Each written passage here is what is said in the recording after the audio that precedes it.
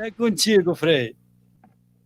Então, pegando mais ou menos a linha do padre Ademir, né, eu também tinha pensado nessas três pilastras, né, que ele colocou, que sintetiza justamente a vida de Santo Antônio.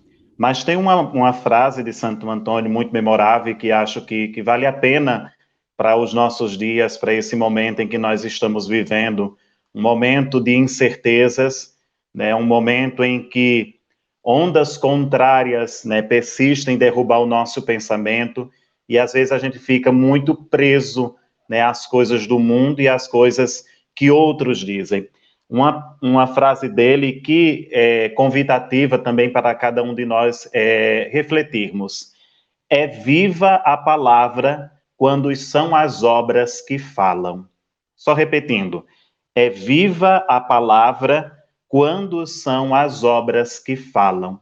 Então, Santo Antônio é justamente esse santo, né, da caridade, é um santo da missão, é um santo que anuncia, né, mas também que nos convida a nos lançar, né, em pleno século XXI, em pleno mundo pós-moderno, né, nós também somos convidados a viver essa caridade.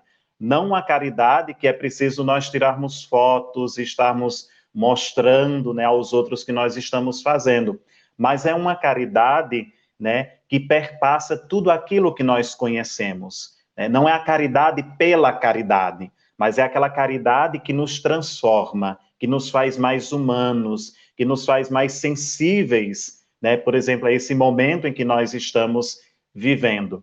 Né? E dentro da caridade de Santo Antônio, né, fazendo uma atualização para os nossos dias atuais, né, vale aquela caridade que nós estamos fazendo no nosso dia a dia, né? Será que é uma caridade que nós fazemos para que o pároco, o bispo ou as outras pessoas vejam que nós estamos fazendo o bem para alguma pessoa? Ou será que é uma caridade que nos transforma por dentro, né? Porque a caridade, como eu disse, pela caridade, ela não tem serventia, né? A caridade ela tem que ser feita, né, com amor, né, com disponibilidade, né, como um ato de serviço, né? E a caridade só é serviço, né, quando eu me despojo, né? Quando eu me coloco a serviço de alguém, né? A pandemia, ela abre um leque, né, de grandes injustiças que acontecem no Brasil, né?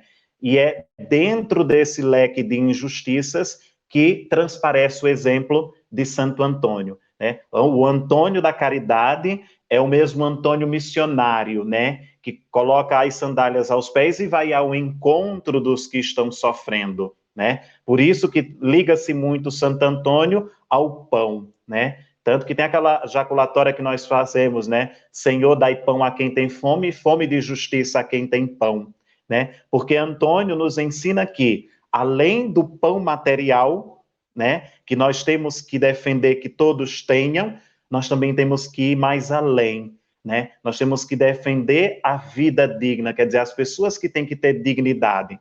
Para se ter pão, para se ter trabalho, é preciso vida digna, né? E Antônio, ele bate muito com as pessoas de sua época. Ele usa do que ele tem de mais especial, que é a oratória, né? A palavra, né?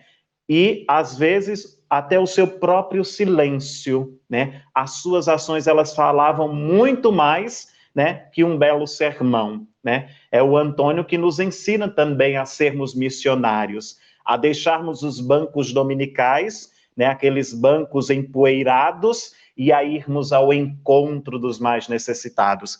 E quantos Antônios, durante esse período de pandemia, não estão fazendo essa bela experiência de ir ao encontro do outro, né? De sair daquela igreja fechada e ir ao serviço, se colocar de prontidão, né? E aí entra também essa outra característica de Antônio, de anunciador. E quem anuncia, denuncia também, né? E as denúncias são feitas através da palavra, né? Através da pregação, e a denúncia também é feita pela ação, né? Porque não basta nós termos uma bela oratória, a gente ser conhecedor de tudo, mas a nossa ação, ela é contrária, ela não condiz com aquilo que nós vivemos. E Antônio, ele faz é o inverso, né? O que ele prega, ele vive, né? O seu silêncio tornou-se um grito para aquelas pessoas da sua época e também nos convida a isso, né? Que às vezes é preciso silenciar, né? É preciso a gente ficar calado, né? E deixar que a ação por si fale mais que ela, né? Não que a gente vai ter que se calar diante das injustiças, né? Mas que a gente também tem que fazer esse grande paralelo entre essas três pilastras: a caridade, né, que transforma, né, a missão que nos convida a sair de nós mesmos e ir ao encontro do outro, e essa anunciação, anunciar a beleza do evangelho, mas também denunciar tudo aquilo que se coloca contra o projeto de Deus, né, aquele projeto de vida digna para todos. Então eu creio que a síntese da vida de Santo Antônio, né, ele entrou no coração, principalmente do povo brasileiro, do povo nordestino, né? O povo nordestino tem um grande amor por Antônio, porque Antônio é comparado, né, ao sofrimento do povo nordestino, né? É o povo nordestino que vê na figura de Antônio essa figura emblemática, essa figura de quem, como profeta, né, ao seu modo, conseguiu transformar a realidade, né? Conseguiu ser um anunciador, um verdadeiro discípulo de Jesus Cristo, né? O foco é o Cristo, né? O modelo de vida é o Cristo. Mas Antônio, ele aponta que para a gente olhar para o Cristo, é preciso também fazer aquilo que ele fez, né? Ser caridoso, ser missionário, ser anunciador, ser pregador do evangelho, né? E pregador do evangelho, né, vai muito mais daquilo que nós temos conhecimento, né? Pregar o evangelho também com as ações diárias, com a própria vida, né? Então eu creio que Antônio ele deixa esse grande legado e esse grande exemplo, né? Porque ele segue justamente aquilo que Francisco, né, queria para as primeiras comunidades, para os primeiros frades, né? Aquela vivência de comunidade, aquela vivência fraterna, né? O viver a pobreza na sua radicalidade, viver a castidade, viver a obediência, né? Mesmo que não tivessem a noção, né? Na época de Francisco não tinha a noção dos conselhos evangélicos, né? Mas a gente faz essa atribuação nos dias de hoje justamente.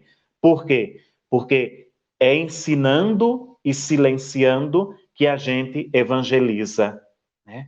No nosso silêncio e nas nossas atitudes, nós conseguimos mudar a realidade, né? E Antônio é justamente esse exemplo de homem de fé, né? Um místico, porque ele viveu o evangelho na totalidade, né? Ele não viveu o evangelho por partes, ele viveu o evangelho no todo, né? E por ter vivido o evangelho no todo, né, ele sobe às honras dos altares e conquista o coração do nosso povo, né? Então, que Antônio, o Antônio da palavra, né, também desperte a cada um de nós a sermos verdadeiros discípulos do Mestre, né, a seguir as pegadas de Cristo, mas olhando também o exemplo dos santos, né? E amanhã a gente comemora Santo Antônio, né? Exemplo de vida, exemplo de profeta, né? Que não se calou, que não se curvou diante das injustiças do seu tempo, mas que foi um farol, foi uma luz que guiou o seu povo. Então, eu creio que falar de Antônio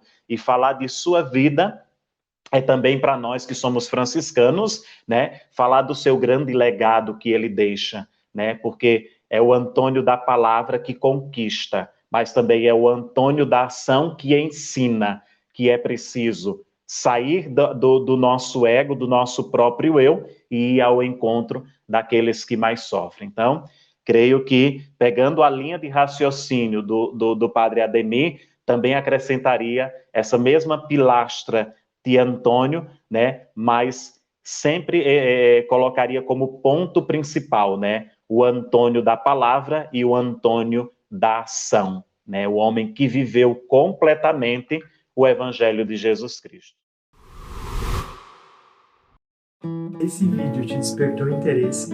Acesse o link na descrição para assistir a live completa e nos ajude curtindo, comentando e compartilhando para que possamos motivar mais pessoas a botar o pé na caminhada. Pé na Caminhada é comunidade em missão.